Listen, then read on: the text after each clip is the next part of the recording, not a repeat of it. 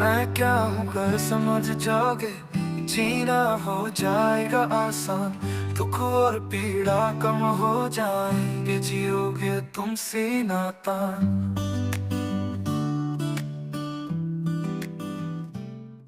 श्याम अब recording mode पे है। बोलो श्याम, क्या क्वेश्चन आपका? सर सर मुझे ये पूछना था कि जैसे देखो सर, हमारी पूरी धरती पे बहुत सारे लोग हैं। हम्म, तो हम कुछ गिने चुने लोग हैं जीवन विद्या वाले। हम्म, तो क्या हम धरती को सुधार पाएंगे? ठीक है, बढ़िया है। तो तुम्हारी बात को सुन के मुझे एक पंचतंत्र की कहानी याद आ गई। एक कहानी है किसी पक्षी की। एक बार जंगल में आग लग गई और जंगल में एक नदी थी। तो उस नदी में एक चिड़िया जा रही है और अपनी चोंच में पानी भर के उस आग को बुझाने का प्रयत्न कर रही है। क्या चिड़िया आग बुझा पाएगी? शायद नहीं।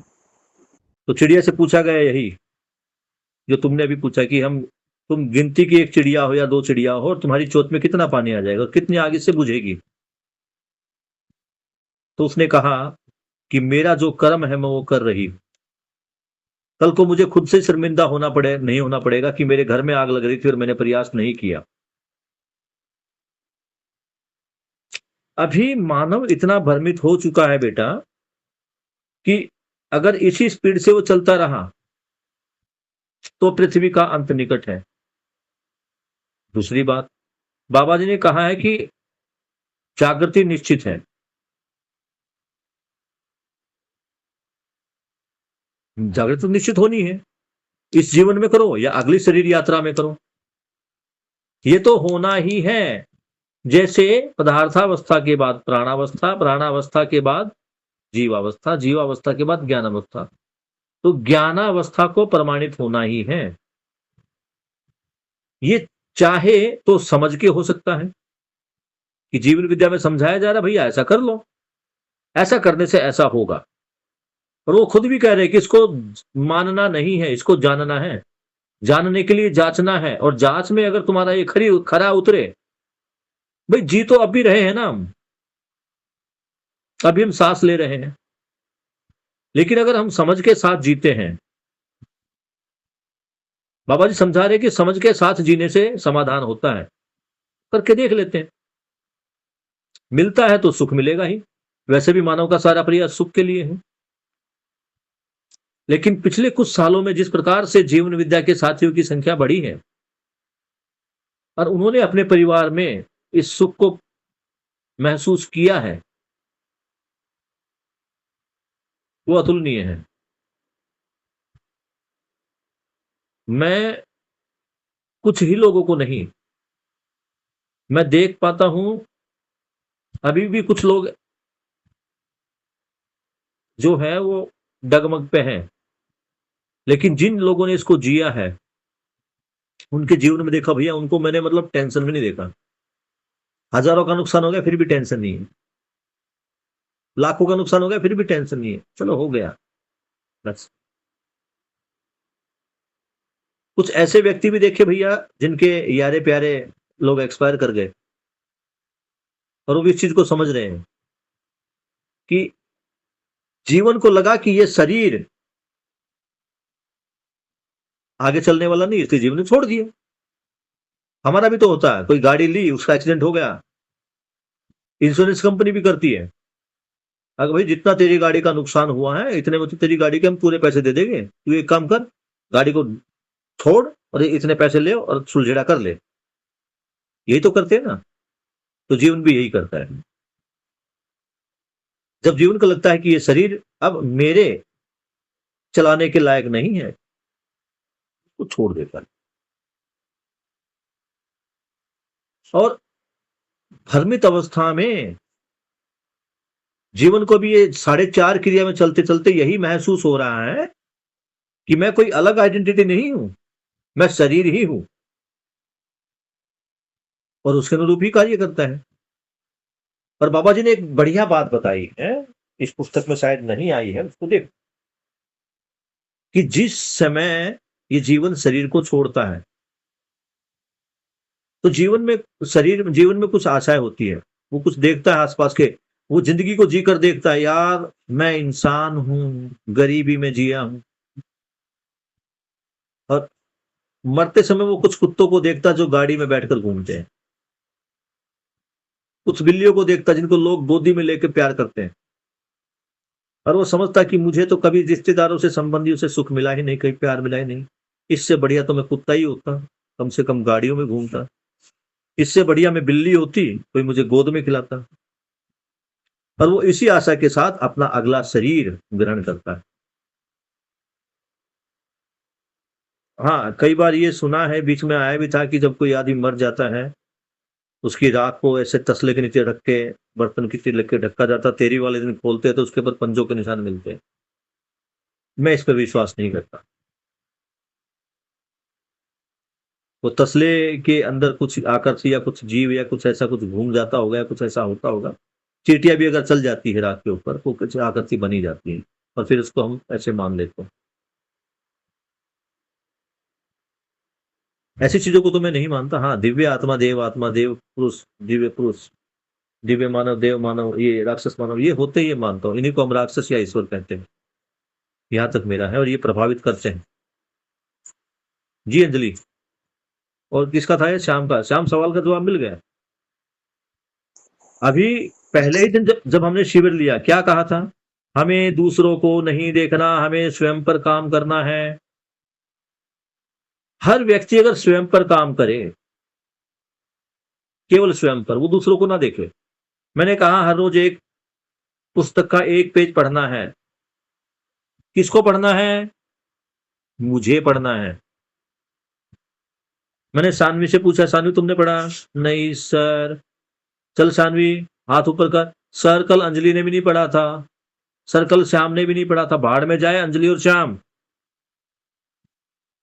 मेरा काम है, मुझे कहा गया था, मुझे पढ़ना है।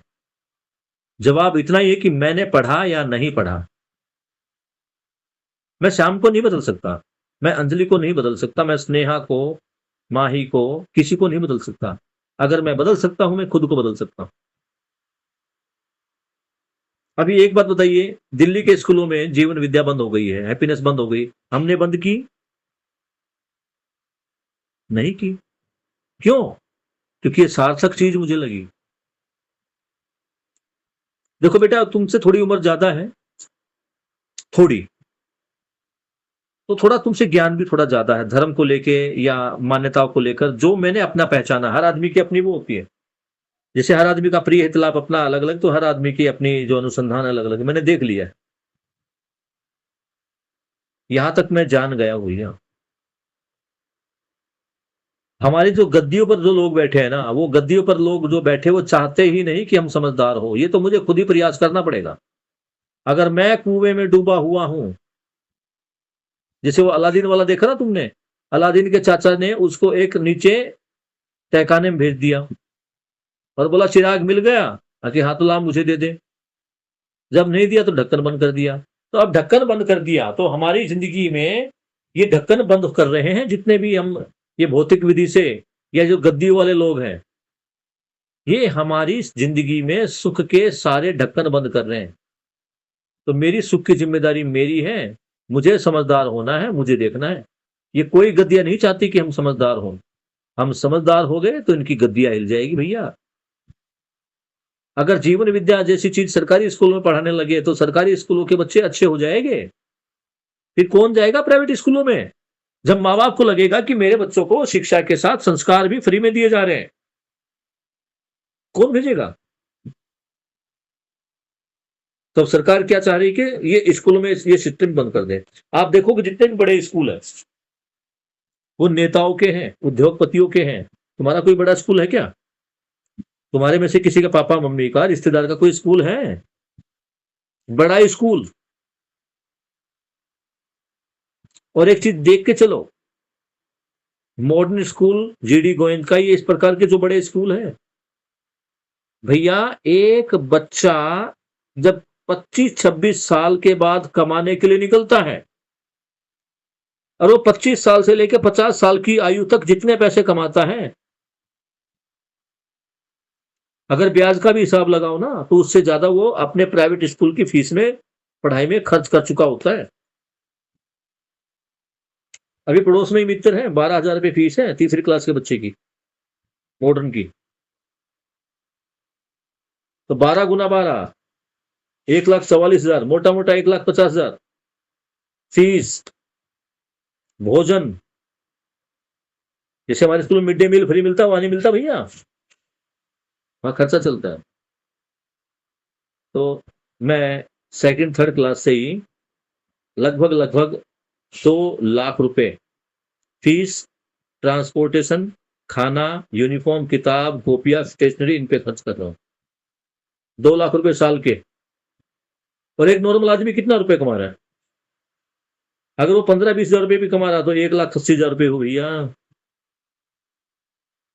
तो कमाई तो सारी वही लेके जा रहे हैं। ऐसा ही नहीं, एमबीबीएस डॉक्टर की फीस अगर हम प्राइवेट कॉलेज में करते तो 1 करोड़ रुपए के आसपास है। और सारे प्राइवेट कॉलेज इन गद्दी वालों के हैं। तो ये नहीं चाहेंगे कि जीवन विद्या कभी शिक्षा की वस्तु बने। यहां मुझे अपना भला अपने आप देखना, तो मुझे अपना देखना पड़ेगा भैया, मुझे अपने आने वाली संतानों को देखना है। क्लियर श्याम? आगे बढ़े, अगला सवाल किसका है?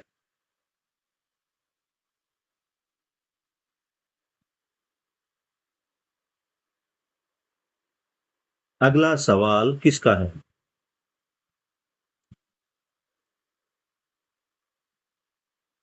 मेरी आवाज आ रही है? Yes sir. अगला सवाल है कोई किसी का?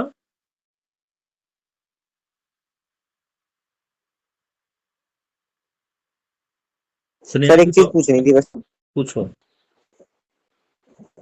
सर जैसे हम एक चीज बोलते हैं कि ये चीज इंसानियत कर दो, तो ये इंसान एग्जैक्ट में जैसे कोई हम किसी इंसान को बोल देते हैं कि ये चीज इंसान के नाते कर दो, तो इंसानियत का क्या मतलब होता है? मानवत्व, संवेदनावश, इसको हमने इंसानियत मान लिया। यानी किसी संवेदना का प्रयोग करके मुझे अपना संबंधी समझ के, संबंधों में मूल्यों को समझते हुए, मूल्यों तो पहले कभी कुछ बात हुई नहीं, मुझे अपना संबंधी समझते हैं तो मुझ पर ये उपकार कर दो, बस इतना ही है। इंसानियत के नाते तुम ऐसा कर दो। जबकि यहां पर इंसानियत को मानवत्व कहा गया।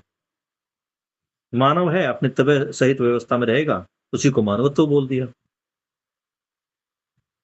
इतना ही है।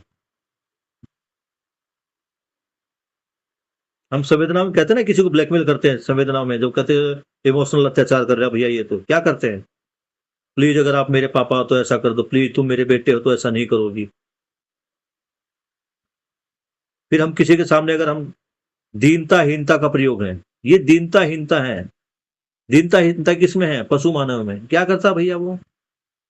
दूसरों के टुकड़ों पर पलता है। भैया प्लीज इस महीने के लिए हमारा गुजारा करा दो, इस महीने की हमारी साथ दो, हम ऐसा कर देंगे। दीनताहीनता बस ये है बेटा। जागृत मानव जो होता है वो धीरता, वीरता, उदारता, दया, कृपा, करुणा के साथ परोपकार करता है। और जो अमानव है वो या तो क्रूरता में रहेगा या दीनताहीनता में रहेगा, बस यही है। और किसी बच्चे का कोई सवाल? 15 मिनट शेष अपने पास।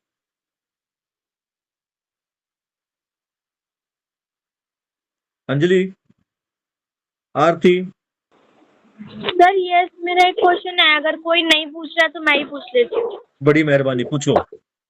सर जैसे जीवन विद्या, जैसे मैंने लिख रखा है वाला क्वेश्चन, जीवन विद्या के अनुसार एक आदर्श समाज कैसा होता है? यस, बहुत बढ़िया। आदर्श समाज वो है जहां पर अभेदता होती है। आदर्श समाज वो है जिसमें डर समाप्त हो गया है। आदर्श समाज वो है जो देश प्रदेशों में नहीं बटा, अखंड समाज सार्वभौम व्यवस्था के साथ रहता है। यानी पूरी पृथ्वी ही एक समाज है। आदर्श समाज वो है जहां मनुष्य खंड खंड में विभाजित नहीं है, चाहे वो धर्म है या जाति है, संप्रदाय है। आदर्श समाज वो है जो उपयोगिता पूरकता को समझता है और अपनी व्यवस्था सहित जीता है। आदर्श समाज वो है जहां हर परिवार में समृद्धि का भाव है। आदर्श समाज वो है जिसमें हर मानव समाधान से परिपूर्ण है, हर मानव समझदार है। ये आदर्श समझ जो है समाज का रूप है। यानी समाधान, समृद्धि, अभय और सहअस्तित्व ये जब प्रमाणित होता है, ये व्यवहार में जीने में आता है, तो वो समाज आदर्श समाज है। इसी को जागृत अवस्था कहा जाता है, जागृत समाज कहा जाता है। इसी को अखंड समाज, सार्वभौम व्यवस्था ऐसा कहा जाता है। जी बेटा। शानवी, तुम्हारा कोई सवाल नहीं है?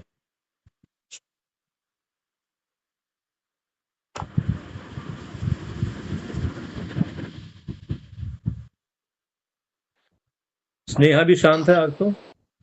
बोलो शानवी।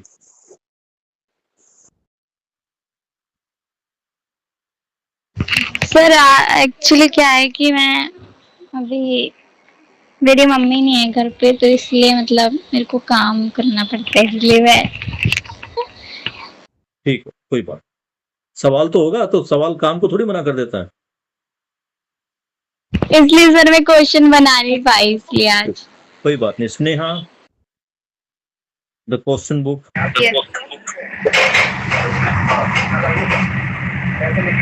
स्नेहा कहाँ पर आई? तुम बड़ी अजीब सी आवाज आ रही खटपट की पीछे से।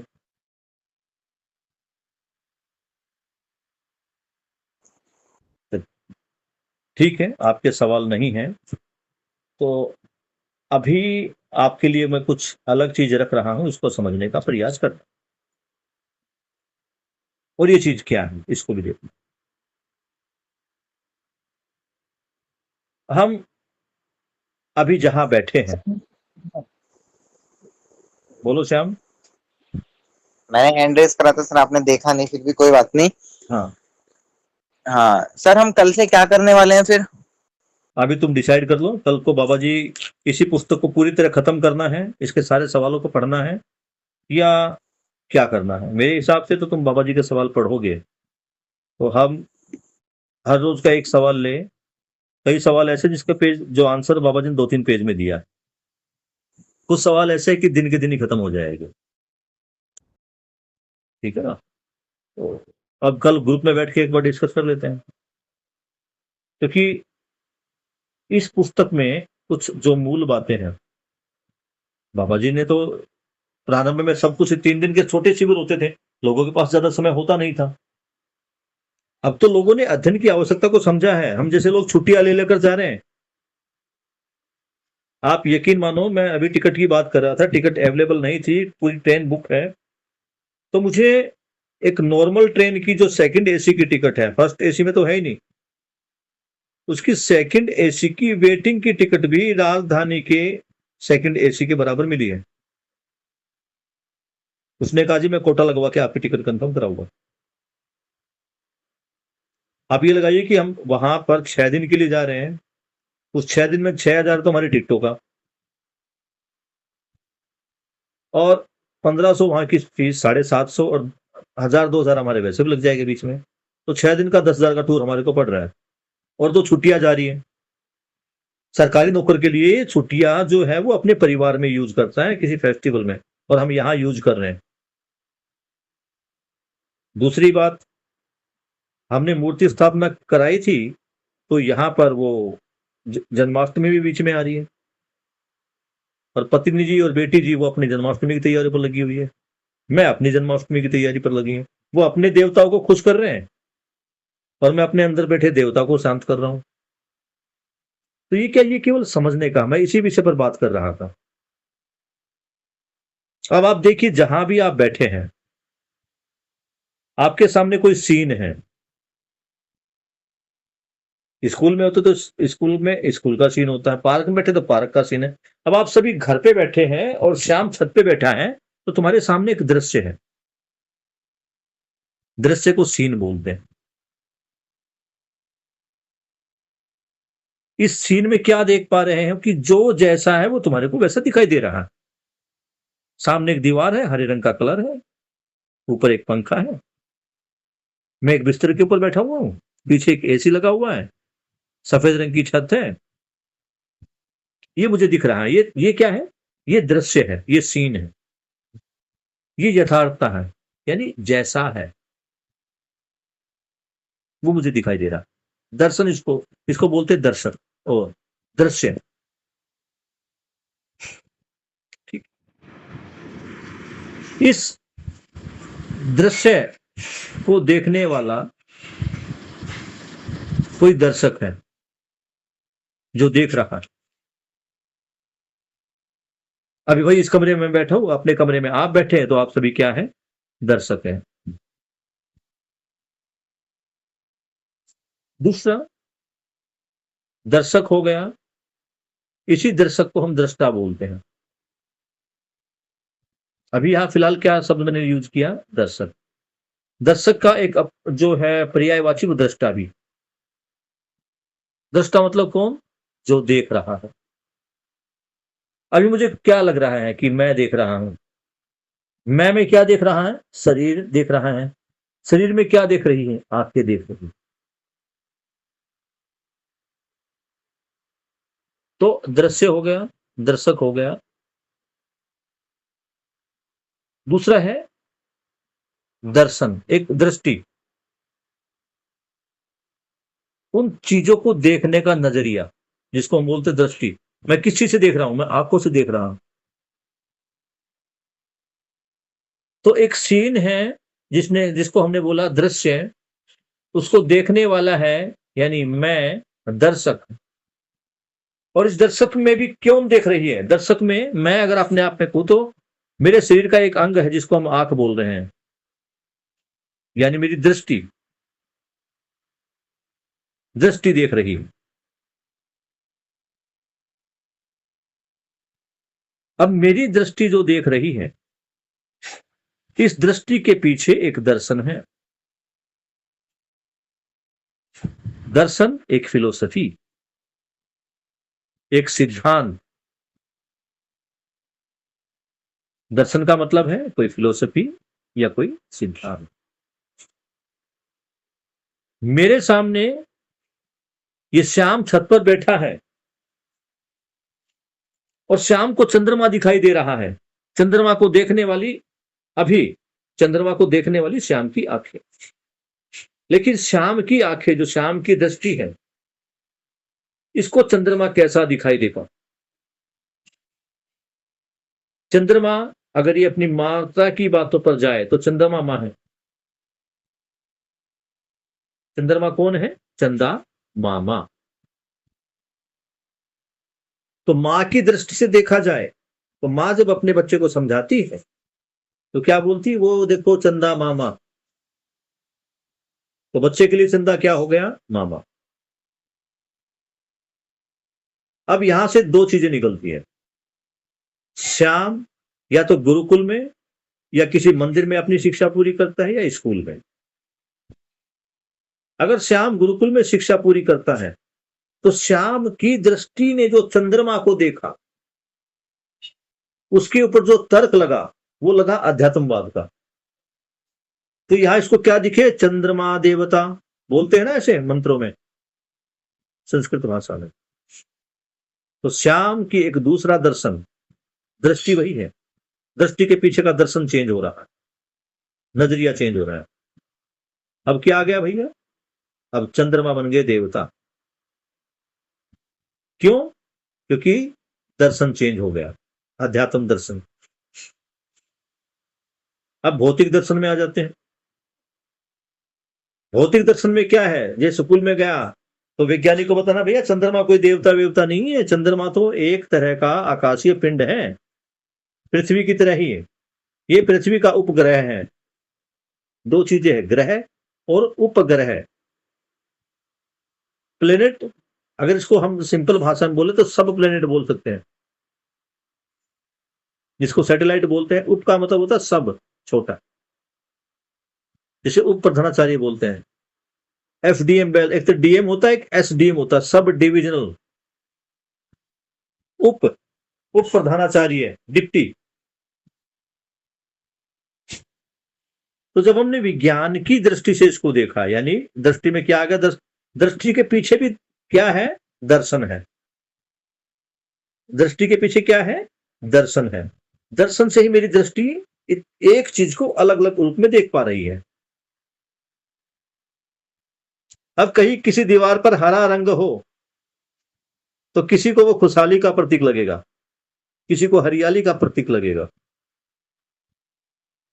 वैसे ही कुछ लोगों को वो मुस्लिम धर्म का प्रतीक लगेगा। भाई मुस्लिम धर्म है, हर एक की पूजा करते हैं, ये मुस्लिम का ही मकान होगा। मंदिरों पर दिखेगा तो केसरी रंग दिखेगा, भैया हो हिंदू है, सनातनी है। ये जो मेरा दर्शन है,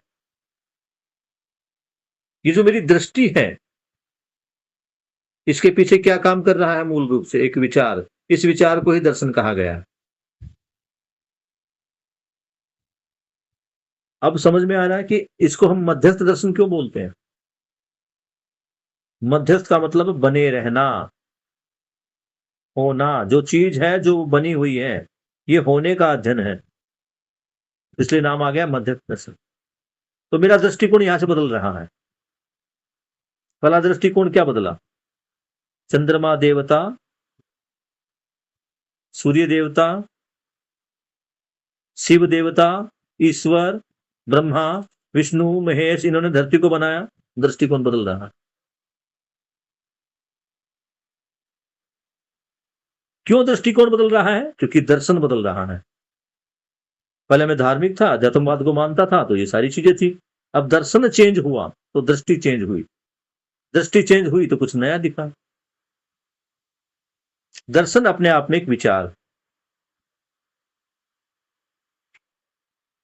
इसको जान लो, मान लो, पहचान लो, ठीक लगे तो ठीक है, नहीं तो जीत। देखो हम सभी लोग जी ही रहे हैं, आज भी हम सभी लोग सुखी होना ही चाहते हैं। आज भी हम जो काम करते हैं उसके मूल में अगर देखें तो क्या है, या तो भय है या लालच है, कोई तीसरी चीज नहीं है। अगर मैं अपनी मां की सेवा कर रहा हूं, मत कर, किसने कहा है? तुम क्या सोच रहा, तुम मां को खुश करने के लिए सेवा कर रहे हो? नहीं, मां की सेवा करने से मुझे खुशी मिलती। मेरी मां बीमार थी तो आज मैंने खाना बना दिया। सानवी ने कहा ना, मम्मी घर पे नहीं, मैं काम कर रही हूं। मजबूरी में नहीं है, खुशी के लिए है। सानवी बोलेगी सर बर्तन मांजने मुझे क्या खुशी मिलेगी? मत मांज भैया, बिल्कुल मत मांज। घर में सारे बर्तन इकट्ठा कर दे, कल मम्मी आएगी अपने आप देख लेगी। फिर वो जब मम्मी अपने डायलॉग सुनाएगी ना, फिर तुम क्या सोचोगी, इससे बढ़िया मांझ ही लेती। मेरे पास दो दुख है, इसको भी समझना। ये दुख भारी है, ये कम है, और लेना किसी में से एक है, तो मैं कौन से को चुनूंगा? अंजलि, ज्यादा दुख को चुनूंगा या कम को? सर कम दुख को। और तुम सोचोगे भाई क्या दुख से भी सुखी मिलती है? यस, मैंने कम दुख को चुना, ये सुख है। अब मैं इसको आमतौर पर एक बात के लिए समझाता हूं कि आज शानवी जो है, ये अंजलि को लेते हैं। मैंने अंजलि को कहा, अंजलि तुम्हारे बाल लंबे हैं, तुम्हारे पास 3 ऑप्शन है। नंबर 1, कान पकड़ के सॉरी बोलो। नंबर 2, बालों को आधा इंच या 2 इंच कम करा लो। ऑप्शन नंबर 3, बाल कटवा के बिल्कुल बॉय कट में आ जाओ। ऑप्शन नंबर 4, अगर कुछ भी नहीं मानती तो स्कूल से नाम कटा लो। शानवी, ओ सॉरी अंजलि, कौन सा ऑप्शन लोगी? सर स्कूल से जाने से अच्छा है तो मैं अपने लाइक थोड़े से बाल कटवा सकती हूँ, या तो मैं आपको सॉरी बोल सकती हूँ कि सर मेरे ज्यादा लंबे बाल हैं, तुम कौन सा लोगी पहले? सर मेरे को सेकंड वाला सही लग रहा है, क्योंकि मेरे बाल लंबे हैं, तो उसमें सॉरी बोलने की क्या वो है लाइक, आई थिंक सेकंड वाला। तुम थोड़े बाल कटवा लोगी, ठीक है, गुड। स्नेहा तुम क्या करोगी? मैं तो बॉयकट में आ जाऊंगी। बढ़िया है। और शानवी तुम क्या करोगी?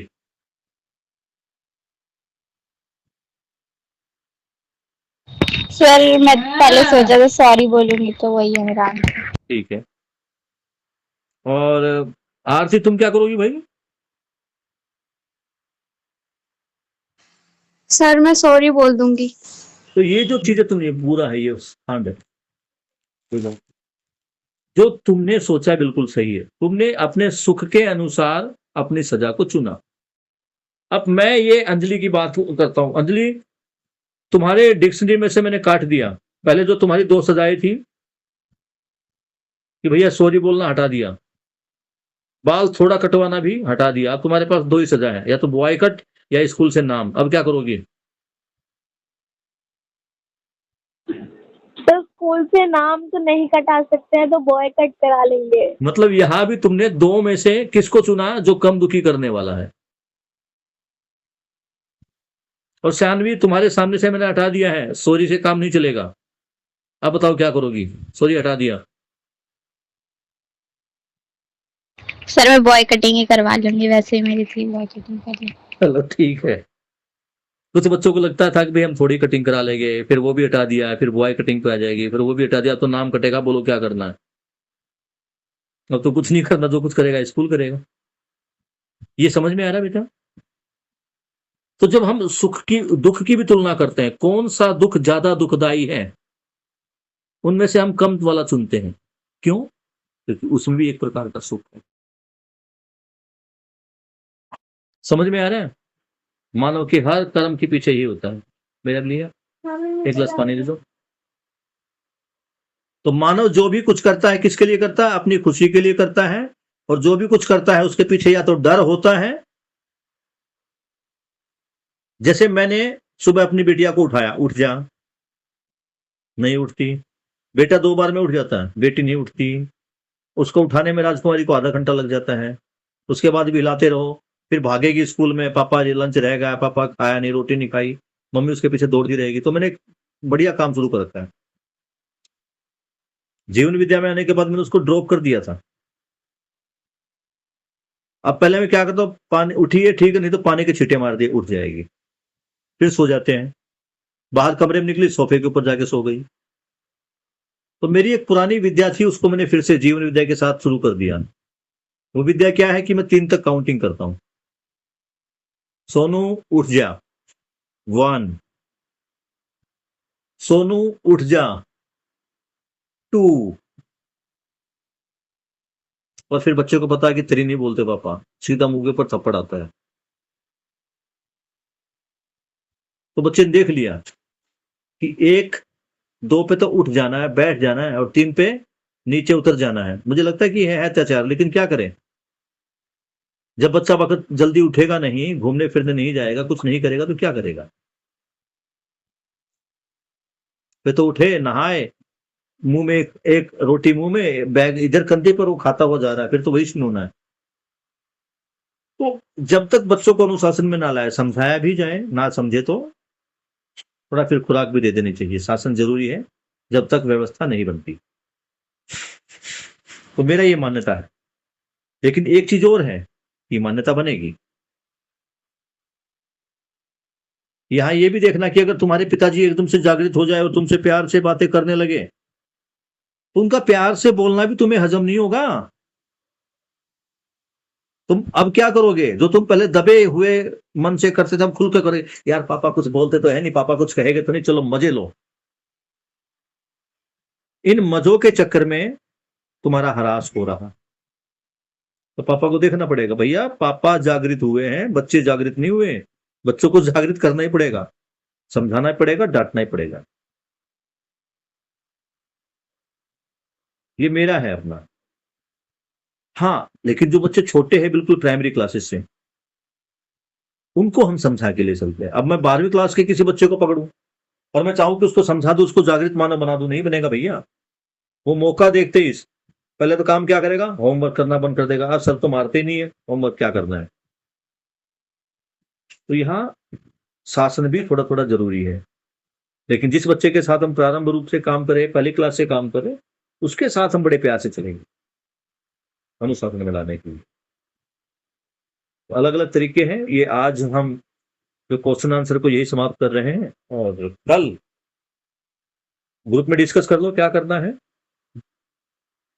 अभी मैं डाल दूंगा ग्रुप में, इसी पुस्तक को पूरा करना है। बाबा जी को जो चीजें सारी उनको समझना है, क्योंकि जितने भी सवाल हैं ये आगे सारी पुस्तकों में आ ही रहे हैं। तो एक काम करो, तुम्हारे पास बुक्स है ना तुम्हारे पास आज, वो बाबा जी ने जितने भी क्वेश्चन दिए हैं इससे आगे सभी क्वेश्चन को हाईलाइट कर लो। सवाल क्या है, या ऐसा करते हैं कि एक पेज पर, जो बिल्कुल लास्ट वाला पेज है, हम ये सारे सवाल उस पेज पर लिख ले, हर बच्चा। मुश्किल से इसमें 20 मिनट लगेगी, आधा घंटा लगेगा। सारे सवाल हमारे पीछे मेन पेज पर आ जाएंगे। फिर उनको देख लेते कि मेरा सवाल कौन सा है, कहां तक मेरी स्पष्ट बनी है, मेरी स्पष्टता बनी है। तुम्हें लगता है कि तुम्हारा कोई ऐसा क्वेश्चन है जो स्पष्ट नहीं हुआ, उसको फिर पूछ लेना बीच बीच में, ठीक है? या पूरा पढ़ना है?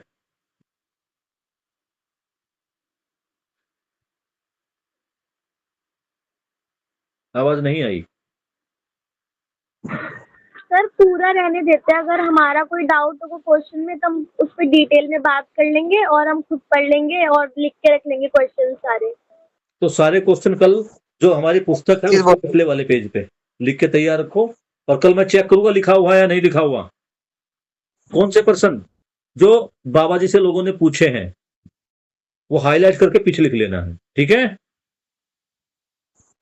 Okay sir. श्याम, तुम्हारा क्या विचार है? सर मैं बोल रहा था कि आपने पहले सारी चीजें कर रखी हैं, तो आप बताओ कि इस बुक को खत्म करने के बाद क्या करना चाहिए देखो, ये आपके हिसाब से? इस बुक में एक प्रारंभिक शिविर है और बाबा जी के सामने जो सवाल आए वही सवाल, इन सवालों के जवाब आने वाली पुस्तकों में भी हैं, ठीक है ना? तो अभी श्याम के लिए जो सबसे जरूरी वस्तु है वो यही है कि वो शिविर करे, एक शिविर तो जरूर करे। और आगे जो हम किताब खोल रहे हैं, तुम पहले कल का काम करो, और कल हम फिर जो पुस्तक है विकल्प और अध्ययन बिंदु, ये विकल्प को भी पढ़ना पड़ेगा। विकल्प क्या है यही समझ में नहीं आया, अभी तक तो हम शिविर कर रहे हैं, क्यों कर रहे पता ही नहीं है ना? सबने शिविर किए, शिविर में गए, कुछ अच्छी सी बातें सुनने को मिली। फिर क्वेश्चन आता है कि जीवन विद्या में इतने कम लोग क्यों हैं, या इसका बेनिफिट क्या है? तो इसका जवाब विकल्प और अध्ययन बिंदु में। अध्ययन बिंदु का मतलब अध्ययन में जिन बिंदुओं पर काम किया गया है, जो हम जिसको अध्ययन बोलते हैं, जो 14 किताबों का, उस 14 किताबों के अध्ययन में किन किन बिंदुओं पर बात होगी उन 14 किताबों में, तो वो अध्ययन बिंदु है। और विकल्प क्या है? विकल्प का अर्थ है कि अभी जो अध्यात्मवाद है इससे ऐसा हुआ, भौतिकवाद से ऐसा हुआ, तो करे क्या? मानव जागृत कैसे होगा? उसके लिए एक विकल्प बाबा जी ने दिया है, जिसको सहस्तित्ववाद है बोला है, उस विकल्प पर बात होगी, ठीक है? मुझे लगता है आप प्रश्नों को नोट कर लो। फिर हम एक काम करेंगे, हम सोमवार से शुक्रवार तक विकल्प और अध्ययन बिंदु करेंगे, और शनिवार इतवार को हम इन सवालों को ले लेंगे, दोनों काम होते रहेंगे। कैसा है? ठीक है सर, ये तो है ना? मतलब शनिवार इतवार बाबा जी के सवाल, जीवन विद्या परिचय, और कल से हम शुरू कर देंगे अपना विकल्प और अध्ययन बिंदु। तो आने वाले कुछ दिनों तक ये कक्षा प्रभावित हो सकती है। जब मैं वहां जाऊंगा तो वहां जाने के बाद देखना पड़ेगा कैसा क्या शेड्यूल है, गोष्ठी है, क्या है क्या नहीं है। तो ये क्लास प्रभावित हो सकती है। जैसा भी होगा, अनुकूलता होगी, मैं आपको बता दूंगा। इसको थोड़ा पहले करना है या थोड़ा बाद में करना है, क्योंकि वहां भी गोष्ठी होती है और मैं भी चाहता हूं कि मैं उस गोष्ठी का हिस्सा बनूं, क्योंकि वो पारिवारिक गोष्ठी होती है, वो बड़ा मजा आता है वहां पर। जब संजय भाई, शैलेंद्र भाई, बोनी भाई, ये सब जो समर्थ डायमंड के कर्मचारी हैं, कर्मचारी तो मैं नहीं कहूंगा इनको, समर्थ डायमंड परिवार का जो हिस्सा है, उनके साथ वहां बैठकर बातें करने का, महेंद्र भैया हैं तो कभी रास्ते में हम उनको पकड़ लेते हो, घूम मॉर्निंग वॉक इवनिंग वॉक करते हैं ना, तो लोग उन्हीं को वही पकड़ लेते हैं रास्ते में, वही उनसे सवाल पूछना शुरू कर देते हैं। तो अगर हमारी कक्षा के समय में कोई परिवर्तन होगा तो उस पर हम बात कर लेंगे, ठीक है? नहीं तो भले ही हम 15 मिनट बात करें या आधा घंटा बात करें, हम डेली बात जरूर करेंगे ताकि नियमितता हमारी बनी रहे। Okay, good night. Good night. अच्छा सर, हाँ, एक सेकंड, बोलो। आप जो दूसरी बुक का बोल रहे हो उसका पीडीएफ भेज देना। विकल्प और अध्ययन बिंदु, ये पुस्तक पहले देखना पड़ेगा ऐप में है या नहीं है। नहीं है तो मैं पीडीएफ भेज दूंगा, ठीक है? और सच्ची एक ईमानदारी से ग्रुप में आज मुझे पर्सनल मैसेज करेगा, ग्रुप में मत लिखना। ईमानदारी से देखना है कि तुमने इस पुस्तक के कितने पेज पढ़े, ठीक है? हमने तो सारे यहां तो किए, सारे सब पर हमने विस्तार से चर्चा की, लेकिन तुमने अपनी नियति से, अपने मन से कितने पेजों को पढ़ा। हर बच्चा मुझे पर्सनल मैसेज करेगा और ये हम किसी को साथ लीक नहीं करेंगे, किसी को पता है कि नहीं किसने कितने पढ़े, ठीक है?